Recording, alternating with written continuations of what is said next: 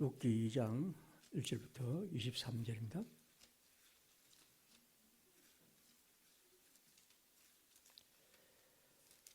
본문이 깁니다. 제가 읽어드릴 때 그 내용을 그렇게 어렵지 않은 내용이니까 잘 살펴보시기 바랍니다. 나오미의 남편 엘리멜렉으로 신족으로 유력한 자가 있으니 그의 이름은 보아스더라. 모압 여인 룻이 나오미에게 이르되 원하건대 내가 밭으로 가서 내가 누구에게 은혜를 입으면 그를 따라서 이삭을 줍겠나이다 하니 나오미가 그에게 이르되 내 따라 갈지어다 하며 룻이 가서 베는 자를 따라 밭에서 이삭을 줍는데 우연히 엘리멜렉의 친족 보아스에게 속한 밭에 이르렀더라. 마침 보아스가 베들레헴에서부터 와서 베는 자들과 함께 이르되 여호와께서 너희와 함께 하시기를 원하노라 하니 그들이 대답하되 여호와께서 당신에게 복 주시기를 원하나이다 하니라. 보아스가 베는 자들을 거느린 사환에게 이르되 이는 누구의 소녀냐 하니 베는 자를 거느린 사환이 대답하여 이르되 이는 나오미와 함께 모압 지방에서 돌아온 모압 소녀인데 그의 말이 나로 베는 자를 따라 단 사이에서 이삭을 줍게 하소서 하였고 아침부터 와서는 잠시 집에서 쉰 후에 지금까지 계속하는 중이니이다. 보아스가 룻에게 이르되 내 따라 들으라. 이삭을 주우러 다른 밭으로 가지 말며 여기서 떠나지 말고 나의 소녀들과 함께 있으라. 그들이 베는 밭을 보고 그들을 따르라. 내가 그 소년들에게 명령하여 너를 건드리지 말라 하였느니라. 목이 마르거든 그릇에 가서 소년들이 길로 온 것을 마실지니라 하는지라. 룻이 엎드려 얼굴을 땅에 대고 절하며 그에게 이르되 나는 이방 여인이거늘 당신이 어찌하여 내게 은혜를 베푸시니며 나를 돌보시나이까 하니 보아스가 그에게 대답하여 이르되 네 남편이 죽은 후로 네가 시어머니에게 행한 모든 것과 내 부모와 고국을 떠나 전에 알지 못하던 백성에게로 온 일이 내게 분명히 알려졌느니라. 여호와께서 네게 행한 일에 보답하시기를 원하며 이스라엘의 하나님 여호와께서 그의 날개 아래에 보호받으러 온 네게 온전한 상 주시기를 원하노라 하는지라. 룻이 이르되 내 주여 내가 당신께 은혜 입기를 원하나이다. 나는 당신의 하녀 중의 하나와도 같지 못하오나 당신이 이 하녀를 위로하시고 마음을 기쁘게 하는 말씀을 하셨나이다 하니라. 식사할 때 보아스가 룻에게 이르되 이리로 와서 떡을 먹으며 내 떡조각을 초에 찍으라 하므로 룻이 베는 자 곁에 앉으니 그가 볶은 곡식을 주매 룻이 배불러 먹고 남았더라. 룻이 이삭을 주우러 일어날 때 보아스가 자기 소년들에게 명령하여 이르되 그에게 곡식 단 사이에서 줍게 하고 평망하지 말며 또 그를 위하여 곡식 다발에서 조금씩 뽑아버려서 그에게 줍게 하고 꾸짖지 말라 하니라. 룻이 밭에서 저녁까지 줍고 그 주운 것을 떠니 보리가 한 에바쯤 되는지라. 그것을 가지고 수겁에 들어와서 시어머니에게 주운 것을 보이고 그가 배물리 먹고 남은 것을 내어 시어머니에게 드리며 시어머니가 그에게 이르되 오늘 어디서 주었느냐 어디서 일을 하였느냐 너를 돌본 자에게 복이 있기를 원하노라 하니 룻이 누구에게서 일했는지를 시어머니에게 알게 하여 이르되 오늘 일하게 한 사람의 이름은 보아스니이다 하는지라. 나오미가 자기 며느리에게 이르되 그가 여호와께로부터 복받기를 원하노라. 그가 살아있는 자와 죽은 자에게 은혜 베푸기를 그치지 아니하고 하고 나오미가 또 그에게 이르되 그 사람은 우리와 가까우니 우리 기업을 물을 자 중에 하나이니다 하니라. 모압 여인 룻이 이르되 그가 내게 또 이르기를 내 추수를 다 마치기까지 너는 내 소년들에게 가까이 있으라 하더이다 하니 나오미가 며느리 룻에게 이르되 내 딸아 너는 그 소녀들과 함께 나가고 다른 밭에서 사람을 만나지 아니하는 것이 좋으니라 하는지라. 이에 룻이 보아스의 소녀들에게 가까이 있어서 보리 추수와 밀 추수를 마치기까지 이삭을 주우며 그의 시어머니와 함께 거주하니라. 아멘. 이 룻기란 성경은 아주 짧으면서도 아름다운 문학 작품이라고 사람들이 알려집니다. 특별히 룻기의 특징은 이 성경의 중심 인물이 여성이라는 사실입니다. 물론 이제 성경에는 뭐 사람은 다 남자와 여자가 같이 살기 때문에 여성들이 등장하지만 고대 문학에서나 옛날에서는 여성이 어떤 주인공으로 등장하는 것은 참 드물죠. 룻기는 그런 의미에서 아주 특별한 성경입니다. 성경에 보면 흉년이 들어서 이스라엘에 살던 나오미란 여자가 그의 남편과 함께 그리고 아들들과 함께 모압 땅으로 흉년을 피해 갑니다. 그리고 그곳에서 지내다가 자기들은 흉년을 피해서 왔지만 더 불행한 일을 당하죠. 남편은 죽고 그리고 그곳에서 모압 여인들과 결혼한 두 아들이 그냥 다 죽어버립니다. 그러니까 남은 것은 세 사람의 과부밖에 없습니다. 나오미는 이제 내가 더 이상 이곳에 살 수가 없다고 생각해서 자기 고향으로 돌아가기로 결심하죠. 그러면서도 그는 생각합니다. 나는 가지만 나와 함께 있는 이 젊은 며느리들은 자기 고향으로 돌려보는 게 좋겠다고 생각하고 그 며느리들에게 말합니다. 나는 내가 가는 고향으로 갈 테니까 너희들은 너희들의 집으로 가라. 그렇게 얘기를 하죠. 이런저런 얘기 끝에 결국 첫 며느리는 돌아가지만 하나 남은 룻은 끝까지 남아있겠다고 말합니다. 1장 16절에 룻은 자기를 돌아가라고 하는 어머니 나오미에게 이렇게 말합니다. 룻이 이르되 내게 어머니를 떠나며 어머니를 따르지 말고 돌아가라 강권하지 마옵소서.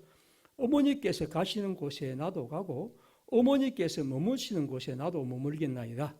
어머니의 하나님이 백성이 나의 백성이 되고 어머니의 하나님이 나의 하나님이 되시리니. 여기는 효성의 문제를 넘어서서 하나님의 백성, 하나님의 백성으로 살아가겠다는 그런 강렬한 열망 그리고 다짐을 우리는 봅니다. 결국 이런 강렬한 요청에 의해 나오미는 그의 며느리 룻을 데리고 돌아옵니다. 1장 19절에 보면 이 두 사람이 이제 고향 베들레헴에 돌아오니까 그때 온 성읍 사람들이 그들로 말미암아 떠들며 이르기를 이가 나오미냐 그렇게 알았습니다.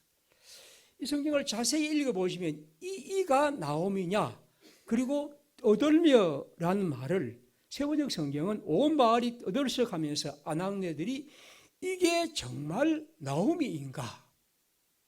다시 말하면 그들이 볼 때 떠났던 나오미와 돌아온 나오미는 전혀 다른 모습이었다고 볼 수 있죠. 아마 그 긴 세월 동안 타향에서 그 어렵게 살아가고 남편과 아들 둘을 죽고 그 다음에 며느리를 보내고 그리고 이제 이방 여자 며느리를 데리고 혼자 오는 이 나오미의 모습을 보면서 그들을 고향 사람들은 말합니다. 이게 정말 나오미인가?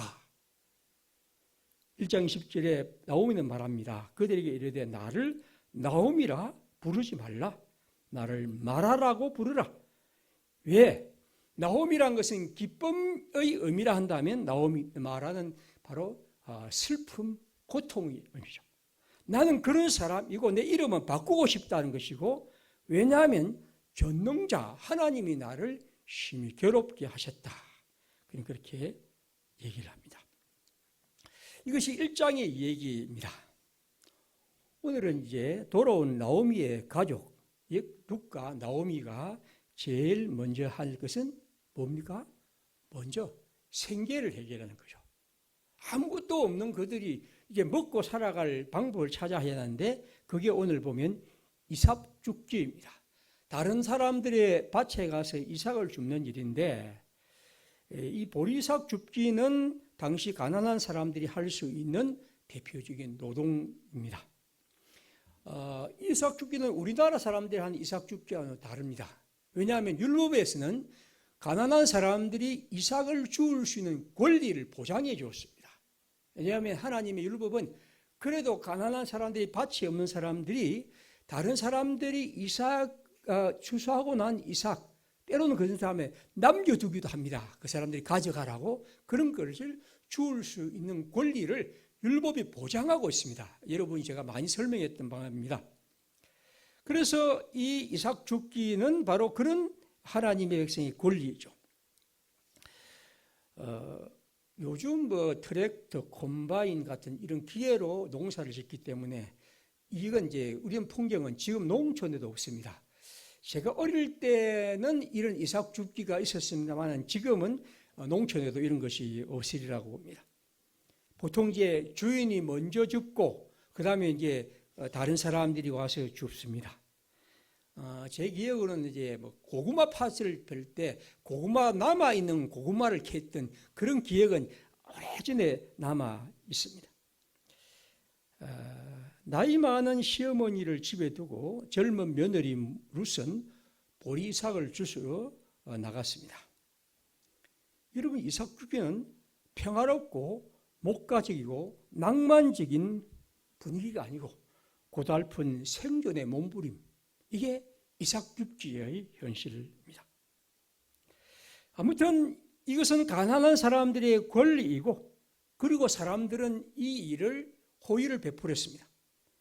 그러나 많은 유대인들은 그런 호의를 베풀지 않고 자기 밭에서 막 곡식을 베고 있는데 뒤에 따라서 이삭을 줍는 사람들을 쫓아내기도 하고 그것에 대해서 무시하기도 했던 것이 또한 그들이 갖고 있는 풍경입니다. 자, 그런데 오늘 룻은 그 많은 밭 가운데 우연히 보아스의 밭에 갔다가 보아스란 남자를 만나게 됩니다. 그리고 오늘 길게 읽어드린 본문은 그 만나는 장면입니다. 그런 얘기죠. 보아스란 남자가 아마 이 사람은 이 밭을 주고 다른 곳에 사는 사람 같습니다. 그래서 이제 소작을 노용으로서 이제 그것을 관리하기 위해서 이제 추수 때에 온 주인인 듯하죠. 이러고서 보니까 어느 젊은 여자가 이삭을 줍고 있는 거죠. 그래서 묻습니다. 저 여자는 누구지? 하고 일꾼들에게 물으니까 나옴이라는 사람을 따라온 모압에서 들어온 아주 소녀입니다. 그래서 이제 이 남자가 그 여자를 보고 대화를 하죠. 당신 누구요? 나는 아모하목에서 이렇게 슬프게 돌아왔습니다. 그러니까 이 남자가 그에게 여러 가지 호의를 베풀죠. 따라가면서 주도록 해라. 그리고 조금씩 흘러나라. 그 다음에 절대로 쫓아내지 말라. 앞으로 계속해서 우리 밭에 일하게 하라. 그리고 심지어 같이 밥을 먹을 때 그 음식도 주면서 우리가 하는데 초장 같은 데 찍어 먹어라. 이렇게까지 하는 거죠. 읽으면 어떻습니까? 남자가 여자를 굉장히 사랑하는 마음이 있다. 이걸 못 느끼면 여러분들이 사랑에 대해서 모르는 사람. 분위기를, 성경은 이런 걸 표현을 잘 안 하는데 자세히 보시면 이 남자가 여자애가 확 마음에 팍 들었던 거죠. 그래서 그냥 최소한 데 호의를 베풀려 하고 마음을 가하고 이렇습니다. 제가 오늘 설교와 다음 시간을 이 3장을 하겠습니다만 이 남자의 마음을 사로잡는 룻의 행동을 한번 우리가 보겠습니다만 아무튼 이 얘기를 가만히 보면 이 남자의 마음이 이제 이 보아스의 마음이 룻에게 굉장히 가 있음을 봅니다. 이 얘기를 다시 돌아온 룻이 자기 시어머니에게 말합니다. 오늘 어디서 갔느냐? 보아스라는 사람의 집에 갔는데 그가 이래 합디다. 참 내게 이런 호의를 베풀고 그리고 지금 내가 가져왔는데 보리를 이만큼 많이 가져왔습니다. 하고 보리 이삭 주신 것을 그에게 말합니다. 그리고 이제 그는 말하죠. 이 보아스라는 사람이 옛날에 우리가 이곳에 살 때도 참 은혜를 베풀고 우리 집안에 잘 해주더니 이제 돌아온 죽은 그의 후손들에게 잘 해주구나. 그리고 이제 가만히 보면 이 사람과 내가 어떤 관계에 인척 관계에 있음을 이렇게 말합니다. 그 얘기는 3장에 딱 나올 겁니다. 여기서 우리는 나오미와 이 비참하고 슬픈 이 가정에 한 줄기 빛이 비치기 시작합니다. 그리고 우리가 아는 대로 다음 보면 보아스가 룻을 만나게 되고 결국 룻과 보아스가 혼인을 하게 되고 그는 결국에서 보아스의 아들을 낳고 그리고 그 지역에서 그의 삶이 새로워지고 끝내 다윗의 조상이 되고 끝내 그리고 우리 주 예수 그리스도의 메시아의 조상이 되는 얘기가 우리가 보는 바입니다. 제가 오늘 이 설교의 제목을 우연히라고 그렇게 적었습니다. 오늘 얘기에서 제가 중심으로 보고 싶은 구절은 바로 3절에 있는 말씀, 우연히란 말입니다. 여러분 이 성경을 가만히 보시면 룻이 간 곳이 어디냐 하면 2장 3절에 이렇게 나왔죠. 룻이 가서 베는 자를 따라 밭에서 이삭을 줍는데 우연히 엘레멜렉의 친족 보아스에게 속한 밭에 이르렀더라. 모든 얘기는 우연에서 시작합니다. 우연히 그 많은 밭 가운데 우연히 그는 보아스의 밭에 가서 거기서 이삭을 줍고 그리고 그를 만나게 됩니다. 그는 그 지역에서 유력한 사람이었고 그리고 결국에서 그 유력한 사람을 통해서 이제 하나님의 새로운 일이 이루어집니다. 우연. 어떤 사람들은 우연이란 말을 좀 싫어하죠. 우연보다도 인간은 의지, 인간은 노력, 인간의 열정, 지혜 이런 것들이 길을 내는 것이지 이건 뭔가 이건 좀 문제가 있다는 거죠. 어쩌면 우리는 우연을 로또 복권, 신데렐라 그런 것으로 생각합니다. 하지만 여러분 우연이란 것은 결코 그런 로또 복권과 같은 것을 말하지 않습니다. 오히려 우연은 그러한 로또 복권은 우연을 찾아가는 것이지 성경에 말하는 우리가 말하는 우연은 그런 건 아니고 어떤 의미에서 우리에게는 수많은 우연들이 이 땅에서 일어나고 있죠.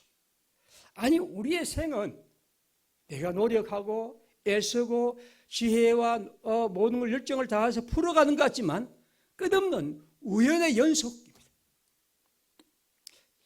제가 한번 살아온 것을 보면 저 역시도 내가 이렇게 행동하고 저렇게 생각하고 저런 것을 꿈꾸고 있지만 그러나 순간순간 수많은 우연들이 등장했고 그 우연들이 어떤 의미에서 내 생을 훨씬 더 다르게 새롭게 바꾸었다고 그렇게 생각하죠. 아마 여러분도 그런 것을 이해할 수 있을 것입니다. 내 생에서 이런 일들 앞에서 우리가 어쩔 줄 몰라 했을 때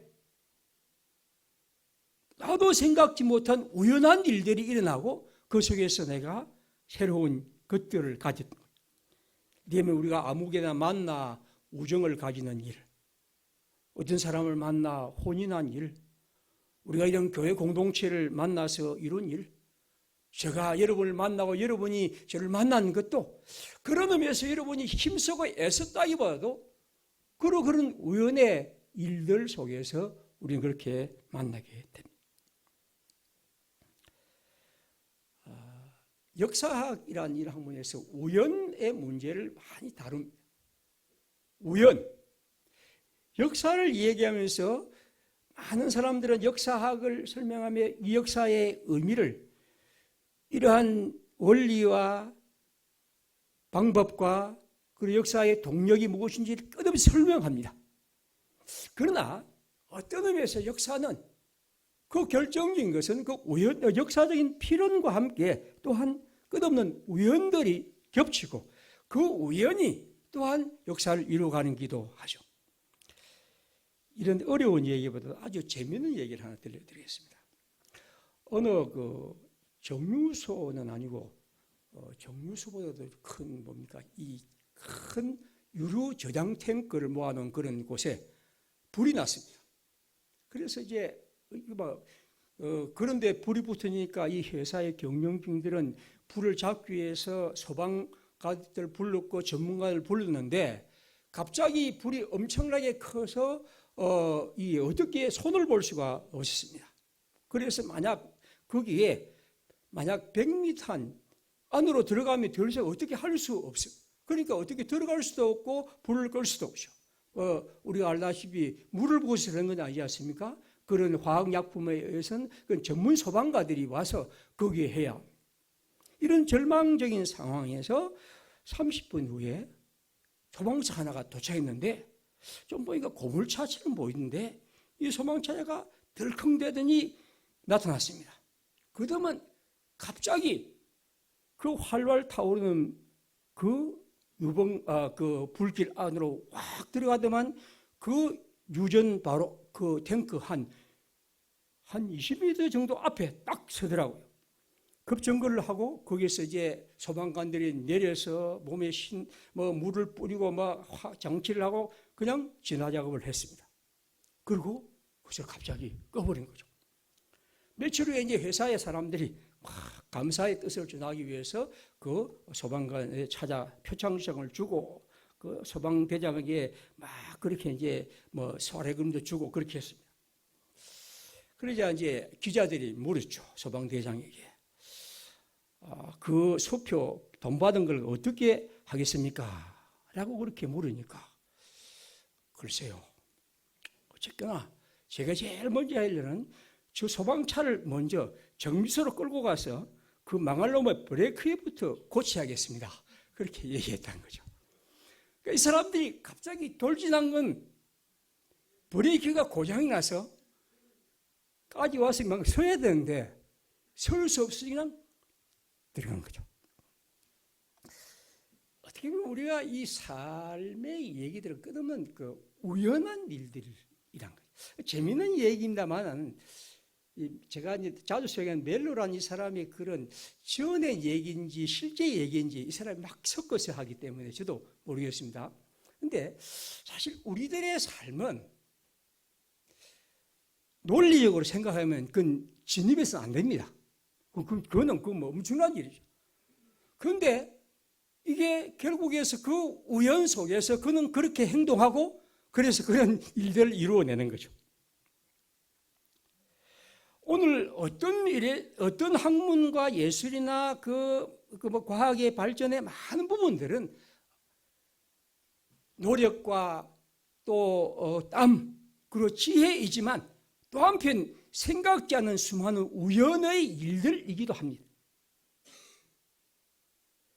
우리의 삶은 그런 것이 끝없이 가득한 것이고 우리는 그런 의미에서 그 우연을 그냥 로또 복권의 어떤 형태보다도 우리의 삶이 때로는 막혀있고 또 생각지 않은 그리고 생각할 수 없는 많은 일 앞에서 새로운 열을 여는 또 하나의 길들이 우리가 생각하지 않은 방식으로 등장할 수 있다는 것이죠.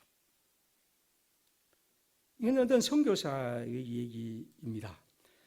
자기 할아버지가 목수 있었는데 이게 이제 미국에서 1900 대공황 때 일어난 일입니다. 그분이 이제 교회에서 이제 중국의 고아원에다가 옷을 보냈는데 그 당시 이제 이분이 이제 나무 상자를 그 안에 이제 막 만들어서 보내는 작업을 했습니다. 그래서 이제 옷을 막 하는데 이렇게 하다가 자기도 모르게 자기가 갖고 있는 이 안경이 떨어져서 그 나무 상자에 들어가 버린 거죠. 그러니까 이제 생각합니다. 자기는 이게 들어간지도 모르고 못을 쳐서 보내버렸습니다.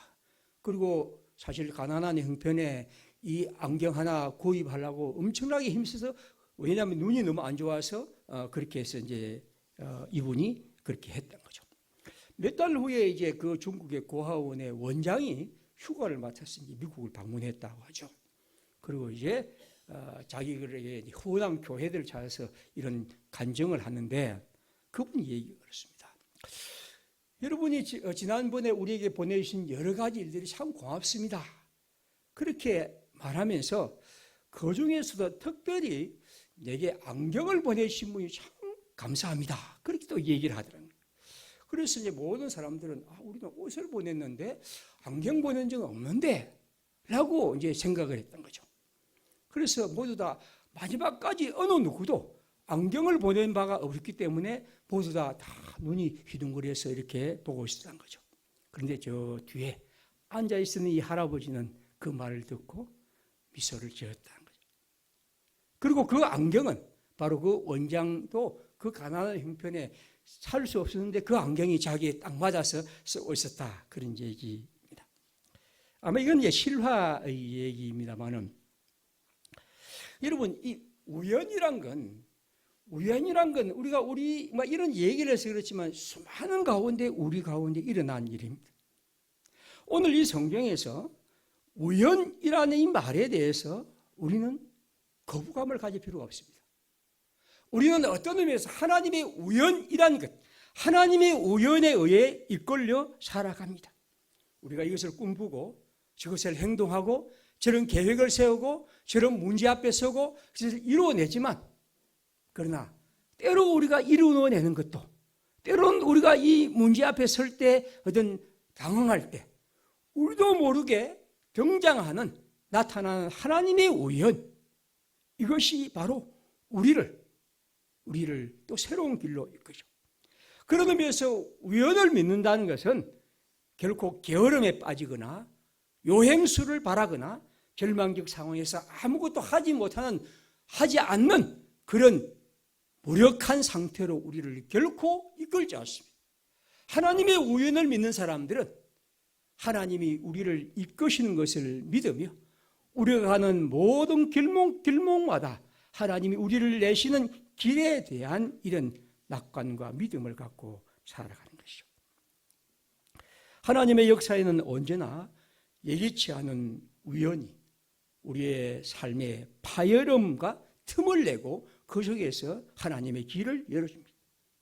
룻이 간 곳은 우연히 보아스의 밭이었습니다.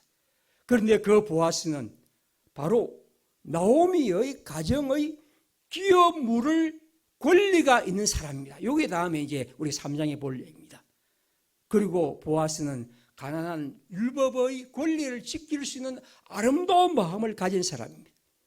그리고 보아스는 그 기업 물을 능력이 있는 유력한 사람이었고, 그리고 그는 마음이 열어 따뜻하게 사람을 사랑할 수 있는 마음을 가진 사람입니다. 이런 우연들이 결국 하나님의 길을 열어가는 거죠. 아마 기독 역사에서 저는 가장 큰 우연을 말한다면 여러분이 한 번씩 들어봤을 사해사본이란 이 성경 두루마리 발견입니다. 한번 그려보십시오. 이게 이제 사해사본이란 그림인데, 봐도 옛날 책 양피지에 이게 성경을 쓰는 기록입니다. 그 다음 한번 그림을 다 하십시오. 이런 거입니다. 그럼 이 그림이 뭐냐면 1947년에 팔레스타인의 한 동굴에서 발견한 건데, 이게 뭐냐면 성경을 기록한 성경입니다.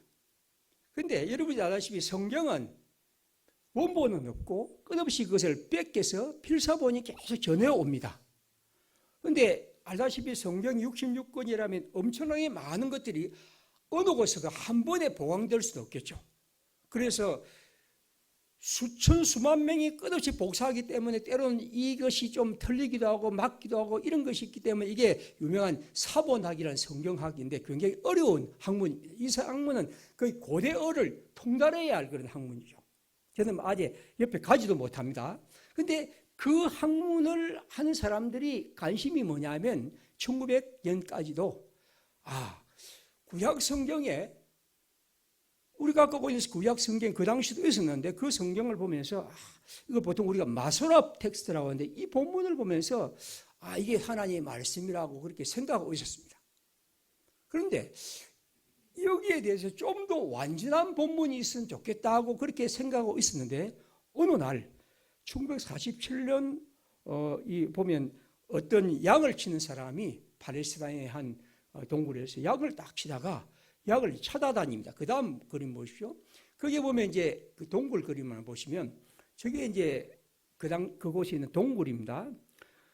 양을 찾아다니는데 양이 어디로 도망친지 알 수 없으니까 양을 찾기 위해서 이 사람이 이제 이래저래 하다가 돌멩이를 던져서 막 던지는데 우연히 저 동굴에 안에 돌멩이가 들어갔는데 안에서 깡 하고 그 항아리가 깨진 소리가 난 거죠. 그래서 이상하다 싶어서 또 하나를 던지니까 또다시 항아리가 깨지는 소리를 봤습니다.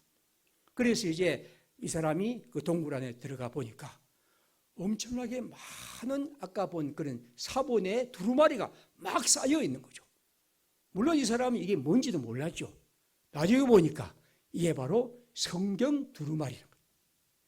그 당시는 성경의 전체에 대해서 거의 알 수 없었는데 우리가 보는 지금 그 당시 성경이 있었습니다. 그 성경을 보니까 우리가 지금까지 본 성경과 거의 비슷한 성경 텍스트가 있었다는 거죠. 그래서 사실상 이 그 성경 사해사본은 발견한 인류가 발견한 엄청난 일입니다. 그래서 제가 신문 어떤 기사를 보니까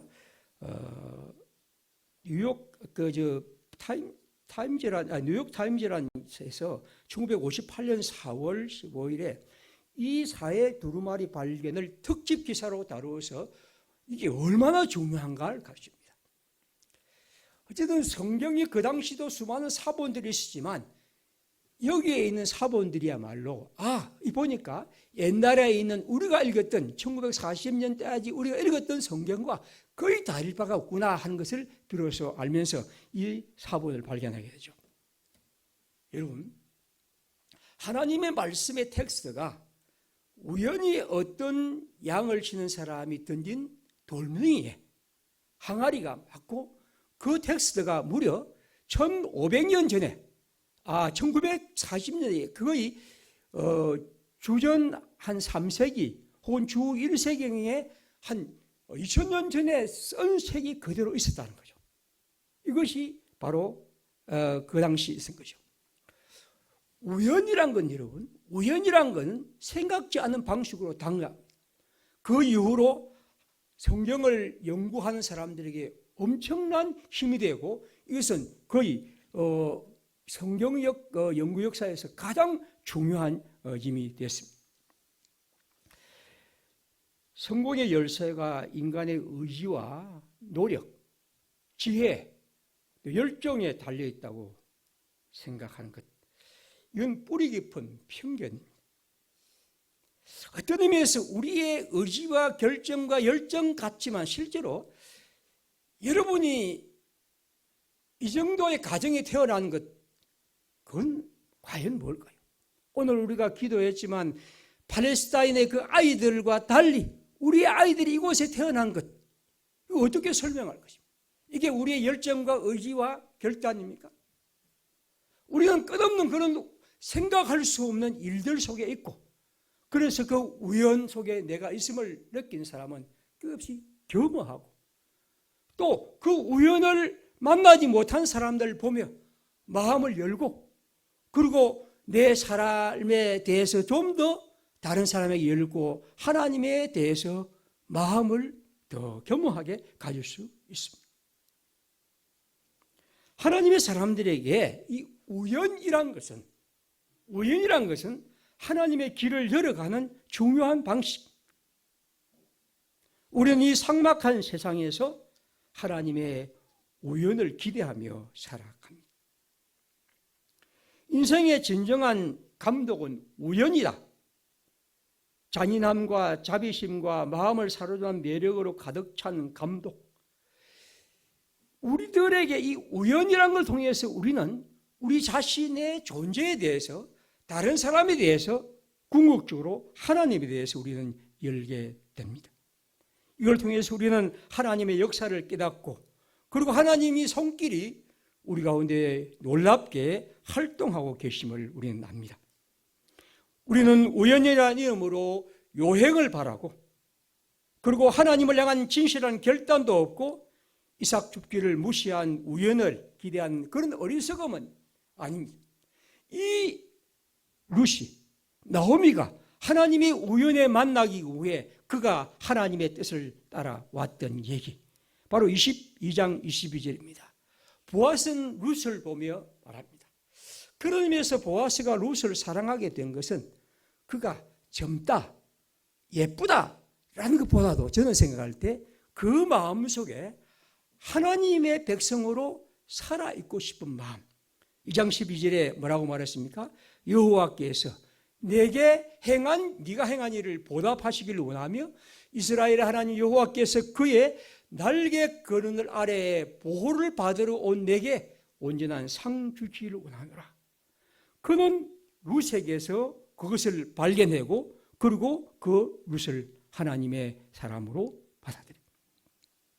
그것은 우연이면서도 그런 의미에서 궁극적으로 하나님의 인도하시었습니다.